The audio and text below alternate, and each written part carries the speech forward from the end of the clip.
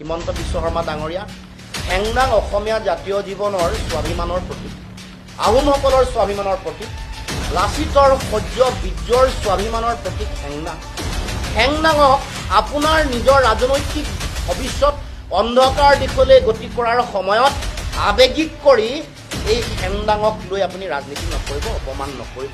যদি হেংদাঙৰ প্ৰতি আপোনাৰ ইমানেই দায়িত্ব আছিলে, দায়বদ্ধতা আছিলে, আপুনি 6টা জনজাতিকৰণ কৰি দিব লাগিছিল।